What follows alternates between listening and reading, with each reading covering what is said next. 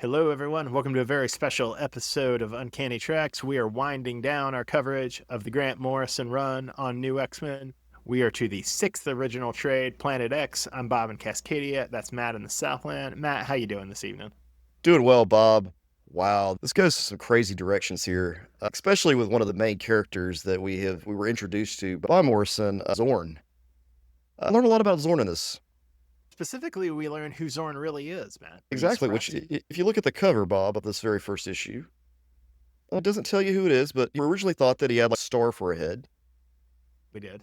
but we find out later he doesn't. It's not a Starman underneath there; it's someone else. Did you think there was going to be a mystery like this when you first picked up Morrison's run, first time? As far as I can remember, way back when I was reading this in the Borders in 2004, 5, 6-ish, I think I thought Zorn was a new character like Dust or Stepford Cuckoos. Even Phantom X, who has a mask as well, but I don't care what he looks like underneath it. I figured he wore a mask, which is how I felt about Zorn, that the mask was keeping the star in. That's the reason for the mask, not to hide an identity. It is interesting because Morrison is going back to that Silver Age Legion of Superheroes style storytelling. Right? Like Mutant X or Superhero X shows up Right? on a helmet. It's lead line so Superboy can't see beneath it, and then it's like the mystery new hero. So it is Morrison harkening back to a Silver Age style of storytelling in an interesting way. Unless there's something we missed, I don't think Morrison ever tips their hand that there is a mystery to Zorn, right? You pretty much take Zorn for granted in the opening arcs. Truly, yes. Now, there is a character we'll talk about in our next volume that they do hint at very early on that I thought was very clever. But we'll talk about that Mhm. next episode. So we're covering New X-Men Volume 6, Planet X. Came out in 2004, and it's got, I believe, 5 issues, 146 through 150. And in a way, this is the climax of the Morrison run because the next trade is going to more feel an epilogue or an alternate future, right? So we should go ahead and plunge in. Issue 146, which is Planet X Part 1. It's X-Men Emergency! Exclamation point. And I wanted to begin. We've got Phil Jimenez on the art for this entire arc, right? We've seen Jimenez a bit before in arcs like New Worlds, but we've got Jimenez back, and man, Jimenez draws Xavier as ripped in this opening splash. Oh, he's a big boy here. And he's got the collar, man. The way their costumes are here, I want to know the actual texture of the material. Don't you? I want to know how the edge of that collar feels. I also want to know, it almost feels like some type of fidget on his neck. I want it like velvety or is it Matt's very curious rubbery? about the tactile sensations going on here. What do these costumes really feel like? Because there's so many different potential textures going on all over. The thing about the shot too is it's not just that Xavier's drawn muscular, but also that it's zoomed in on his face at the top of his body, so you get an idea of what the fabric of his costume is supposed to look like. Before the turn of the century and before the X-Men movie, I would have said it just felt like spandex, but at this point, I just assume it feels like leather. It could be one of many different materials, but I don't know what that thing on their chest is supposed to be. That the black with the ripples. It's the best way to put it. Well, Ripples. speaking of props, Matt, on page 6, we see Beast has finger interfaces. Presumably, they don't make a deal of this in the dialogue or anything, but presumably this is because Cat Beast fingers are too big to deftly manipulate keyboards anymore, so he has to have these finger interfaces. Did you dig these finger interfaces? Actually, Bob, in a previous volume that we did cover, Beast wouldn't do something with his paws, and he was mad. It was similar to the Thing who could not use the phone in the 70s. Ah, yes. Bob, these little finger things, Bob, they sold these at KB Toys. They were little claw things. It was cool. But I do want to point this out too, Bob, because it's on the page. We've got Beast with his swinging thing he came with, the action figure, the trapeze bar. They gave it to him. It's good for Beast to have his acrobat bar. He's got to have that trapeze bar. Now he's got to suction cup it on things, though. Another little detail that came up in this issue that I thought was interesting to raise is we find out that Xavier can't detect Dust when she's in her Dust form, which the next time Xavier goes evil in the comics, maybe they should just have Dust take him down. That would be a very elegant solution to the whole problem. That is a phenomenal idea. But what happened to Dust during Krakoa? Is she still around during Krakoa?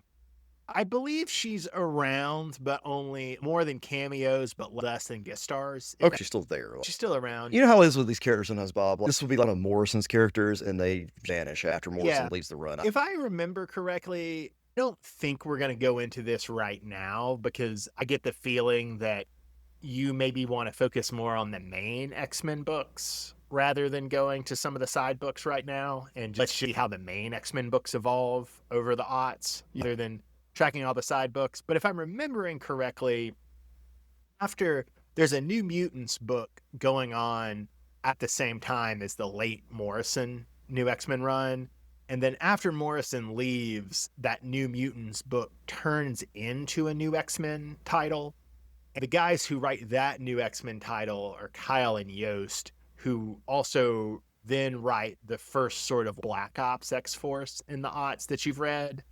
I think they use Dust and some of these other Morrison characters in their New X-Men run. It's not a mainline X-Men book. It's more focused on the younger mutants, if I'm remembering it correctly. So we get the big reveal about Zorn, but before we get the big reveal about Zorn, we do have a couple of nice little clues. One of my favorite clues was on page 21, and this is also my favorite panel for the issue. We see that in the special ed classroom that Zorn is running, there's now a Magneto was right poster, which makes me laugh. Another clue you get is on page 20 and page Zorn has taken a real anti-religious turn, right? Yeah. You find out that he's trying to get Dust to renounce Islam and embrace the religion of the mutant future. Then we get the big reveal around page 22 that no, Magneto is Zorn. Zorn was always Magneto. And one of the things that Magneto is complaining about after he reveals who he is, he's complaining about having to inhabit Zorn's Zen and New Age persona, right? Of always doing these Zen or New Age pronouncements. And so I like the way Morrison wrote Magneto here as this anti-religious figure. That was interesting.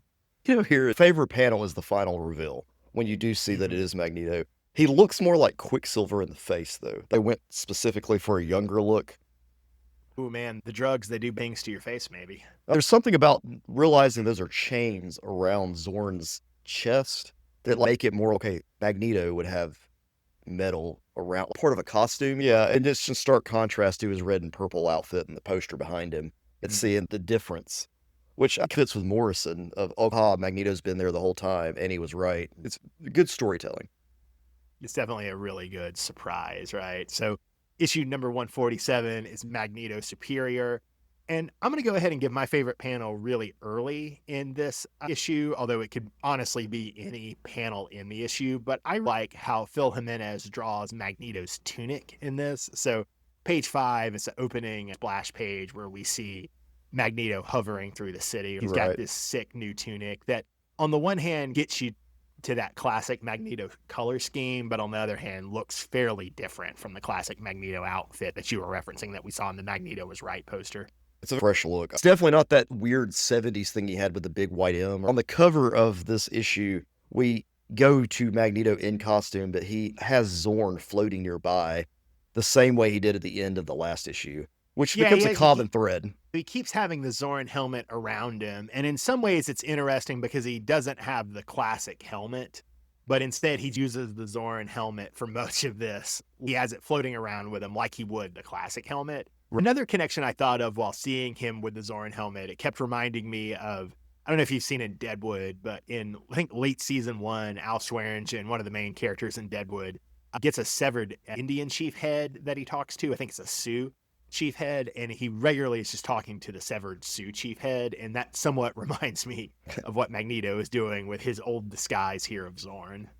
For listeners who don't know, the Zorn mask is rather scary. It doesn't have any implication that it's Magneto, but it is made of metal. It looks threatening in this context, but the artist did such a good job on Zorn before this that he always looked fairly non-threatening, right? He was always a healer, so you associated with him being a good guy. And here it is floating around, a disembodied metal, scary skull-looking thing. We also get a new look from Esme Cuckoo, who has become Magneto's femme fatale, and also his kick dealer. She's the one who has the kick and is administering it to Magneto, which I found a really charming thing. So, Bob, what do you think about this? He forms his own new brotherhood with these characters that Morrison has brought into play. And compared to the original Brotherhood, you had Magneto, Toad, Quicksilver, Scarlet Witch, Mastermind, classic characters here. This is the 10th incarnation of the Brotherhood. Wow. I knew there had been a lot of incarnations, but I didn't realize we were up to the 10th incarnation. This is the 10th. This is Magneto, Toad, Angel Salvatore, Beak, Esme, Basilisk, No Girl, and Ernst.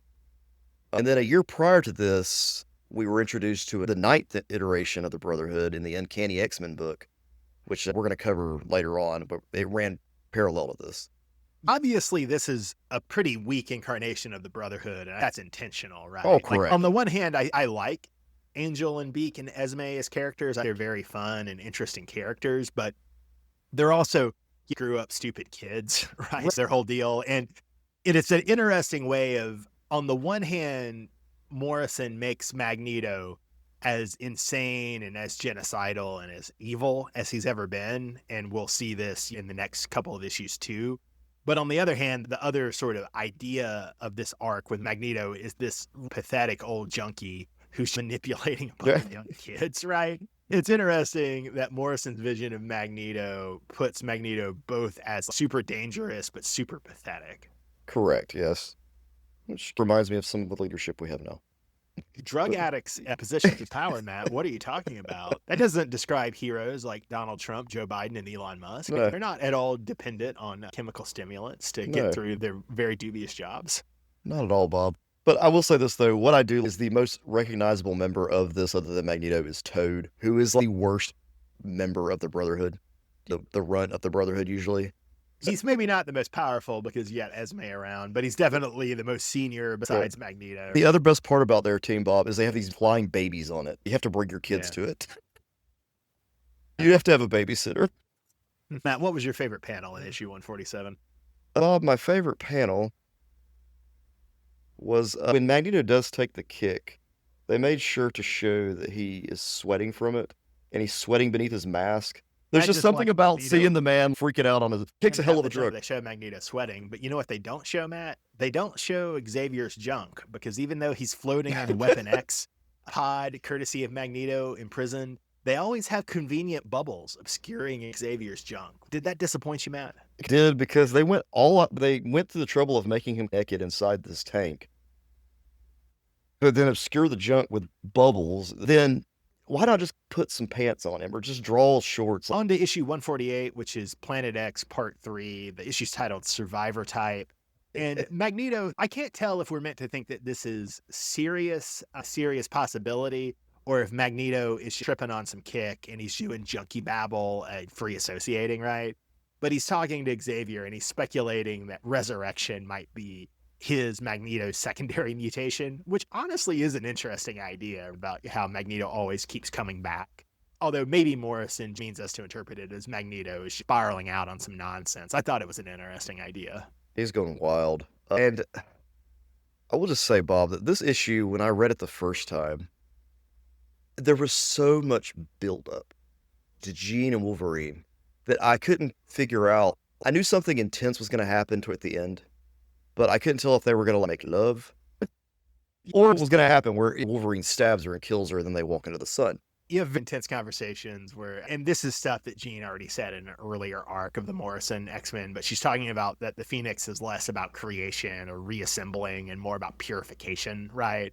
About burning away stuff, which feels portentous and foreshadowy. Then you have Wolverine literally describing to Jean how he survived stranded on an island for 6 months by eating himself, because his flesh would just regenerate. And the implicit offer there seems to be that Jean can eat him if she needs, right? Do you think he actually sliced off the skin and ate it, or do you think he just ate it straight from the bone?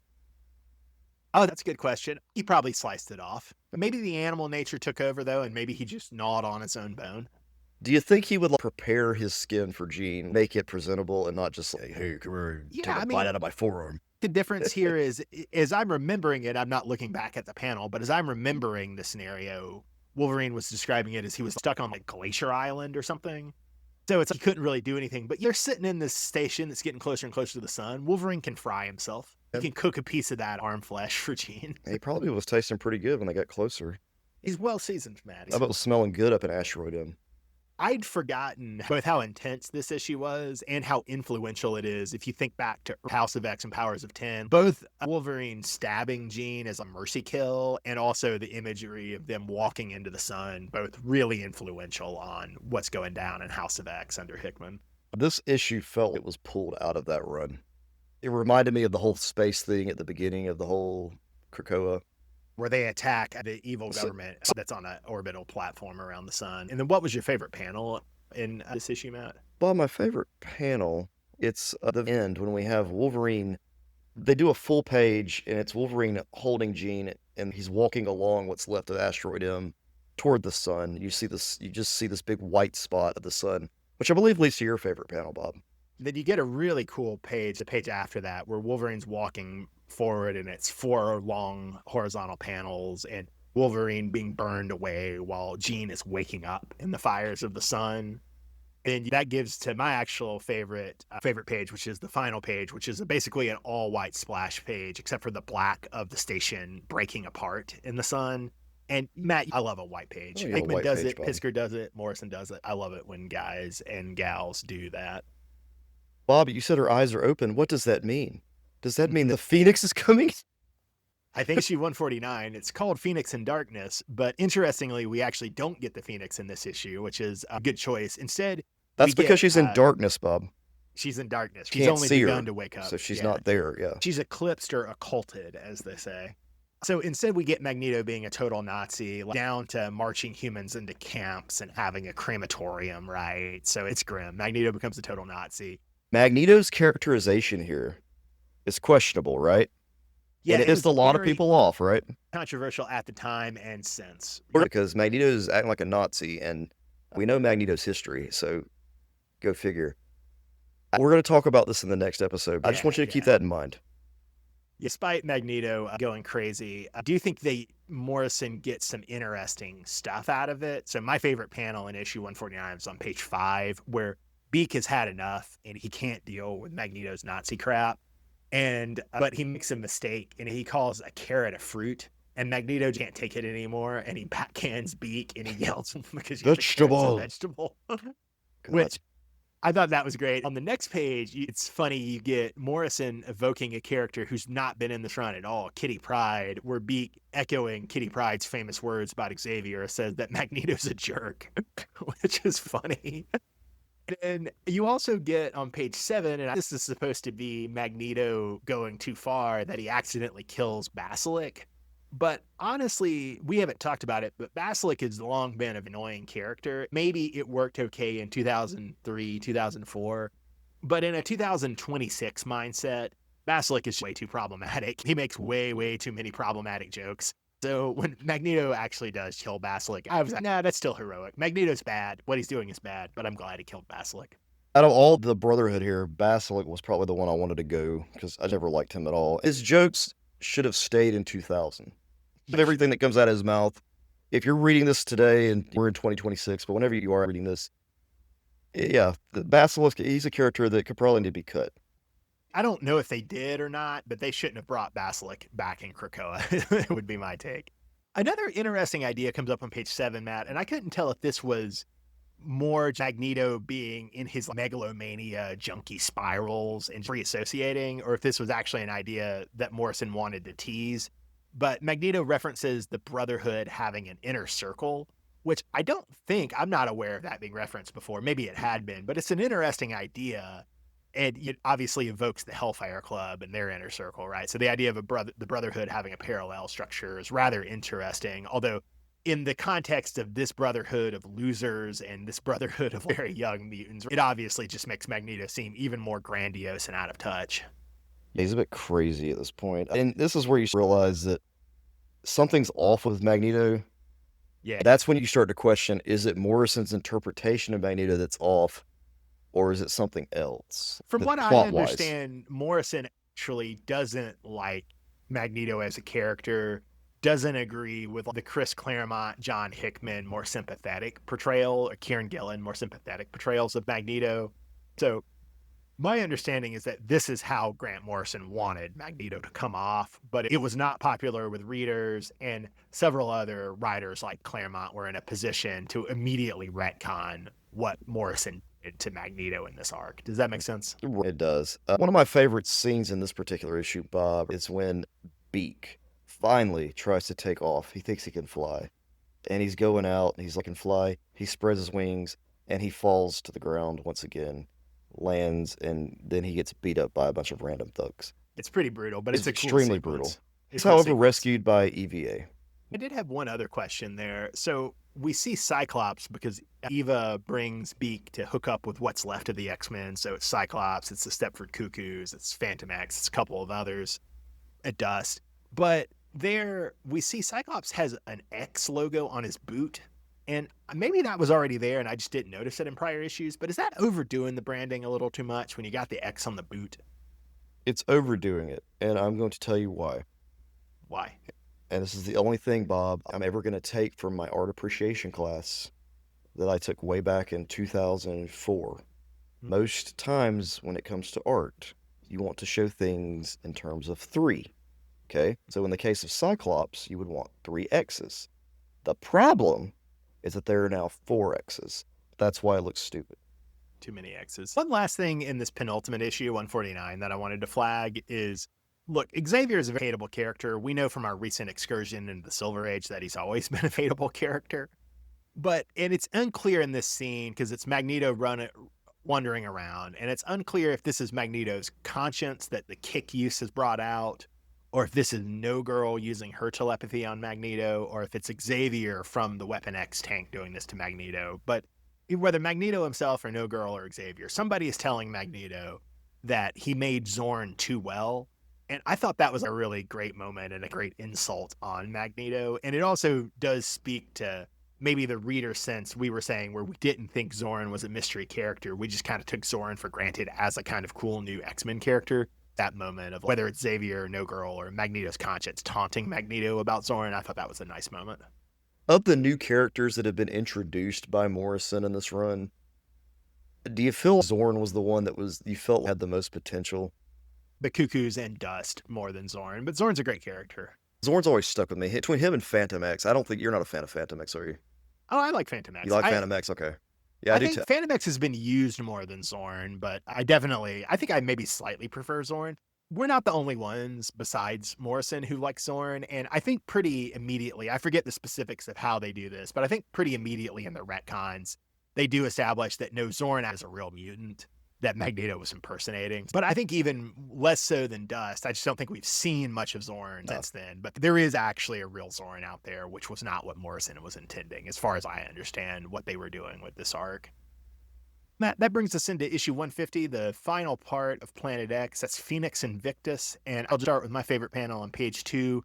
We were there in the sun 2 issues ago. We're back in the sun. Phoenix is emerging from the sun, and it's just word balloons. But she's asking Wolverine if his eyes have regenerated yet, which was a great moment. The Phoenix resurrected here. Wolverine, of course, he can't really die, so he's resurrecting. And I guess his cells are contained within the Phoenix Force somehow, and that he's slowly piecing himself back together. That's the science fiction of X-Men that's so strong. You have to learn to go along with.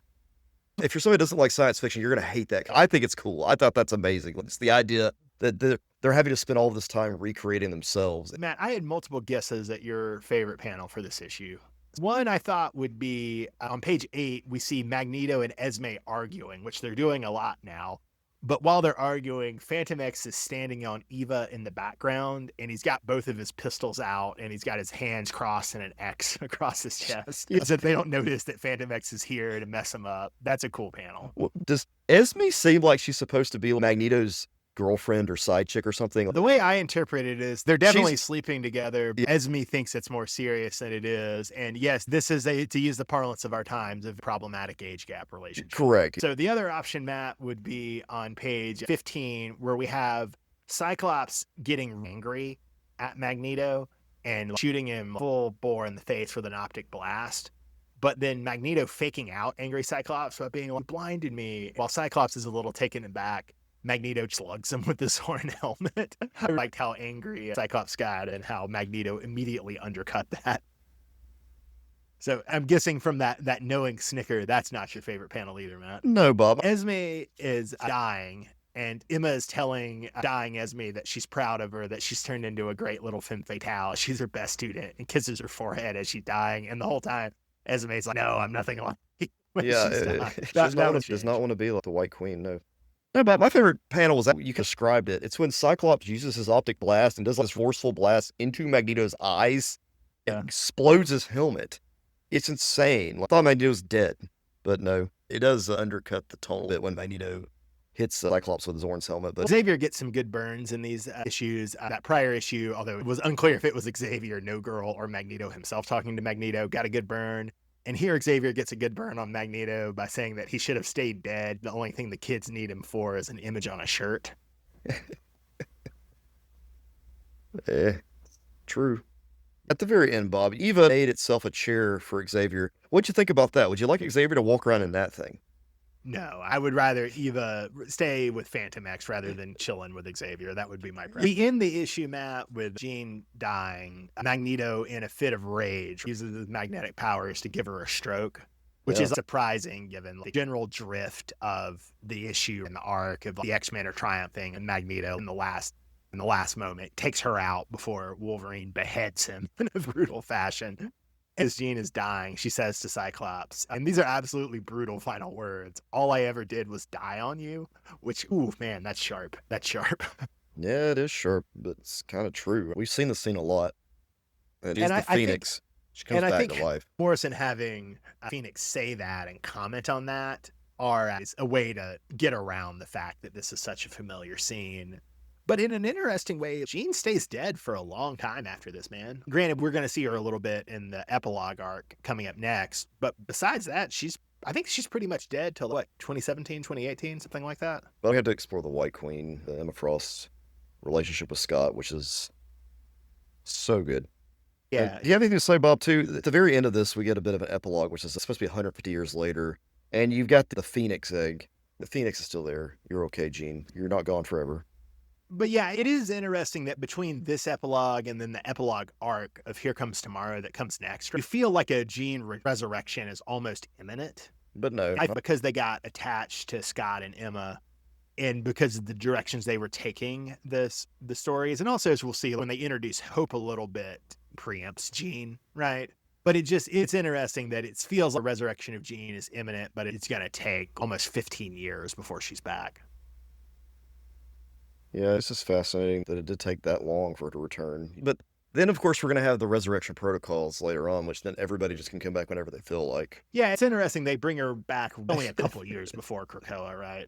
Matt, overall ranking these arcs, I think you and I disagree about what should go first, but our ranking last time was I said I would go Assault on Weapon Plus, which also includes Murder at the Mansion. And then Riot at Xavier's, then E for Extinction, then New Worlds, then Imperial. And I think you said you would go Riot at Xavier's, then Assault on Weapon Plus, and then the others. Where would you put Planet X in that ranking? I like Planet X. I do too. But then these are all so good. Planet X over Assault on Weapon Plus. Oh, wow. I just don't think I liked Assault on Weapon Plus as much as you did. But do you like it more than Murder at the Mansion? Because that Assault on Weapon... I like Murder at the Mansion, so that's the caveat there. The current way you have it ranked, I'm okay with. So listeners, I would actually put Planet X pretty far down. Not because I hate it, but I would put this after New Worlds, which that's the third trade. And that introduces Phantom X and does some stuff with Genosha. I think that's a fairly interesting trade. Ultimately, even though I think Planet X is a good climax to the run, I think I find New Worlds more interesting than Planet X. So I would put Planet X in the penultimate spot. Okay. Yeah, I'm good with that. It's going to be more interesting, I think, next week when we decide where Morrison's run goes with all the things we covered. Yeah, that will be interesting. Join us for that, listeners, as we finish out Morrison's run and we move over to the Uncanny X-Men stuff that was running parallel with Morrison. So that'll be interesting. I'm Bob in Cascadia. That's Matt in the Southland. We are Uncanny Treks. Have a great night, everybody. Thanks for listening.